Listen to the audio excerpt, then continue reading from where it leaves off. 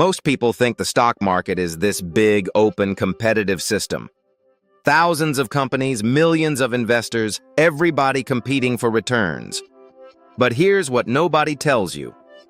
At the very top of that system, there are two firms, Vanguard and BlackRock, and they are each other's largest shareholders. Let me say that again because it sounds weird at first. Vanguard owns a massive stake in BlackRock. BlackRock owns a massive stake in Vanguard. They own each other. And while doing that, they also own significant stakes in basically every major corporation you've ever heard of. Apple, Amazon, Microsoft, JP Morgan, ExxonMobil, you name it. Now, before you go down a rabbit hole, I'm not saying this is some shadowy secret meeting in a basement somewhere. That's not what this is, okay? This is just how institutional ownership actually works. And understanding it matters way more than most people realize. Here's the mechanic. Vanguard and BlackRock are asset managers. They run index funds.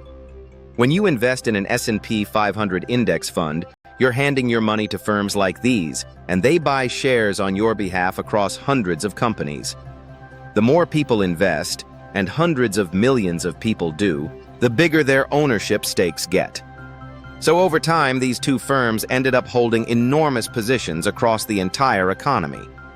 And because they're both publicly traded or structured in ways where they hold each other's shares, you get this circular ownership structure. It's not a conspiracy.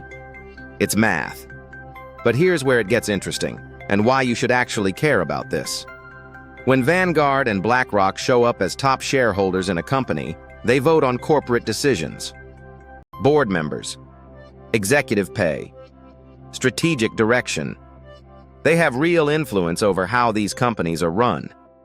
And they're doing that simultaneously across thousands of companies in the same industries. That's called common ownership.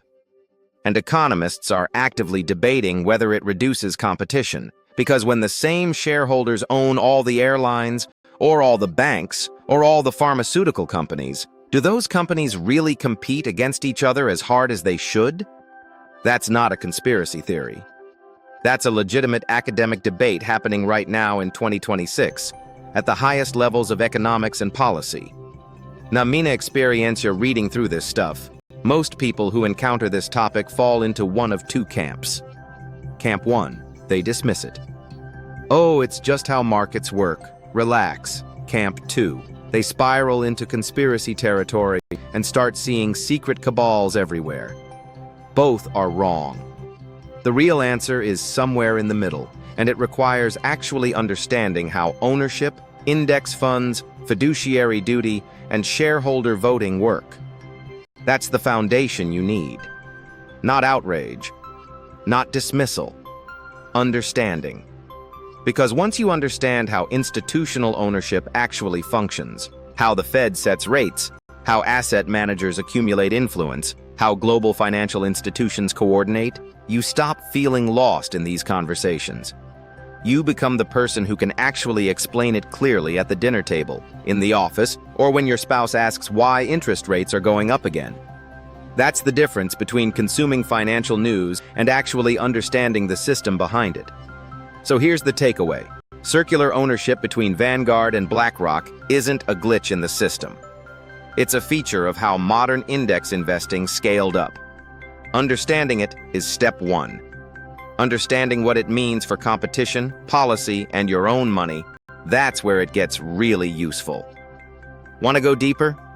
I put together a plain language guide that connects all of this, central banks, asset managers, monetary policy, into one clear picture.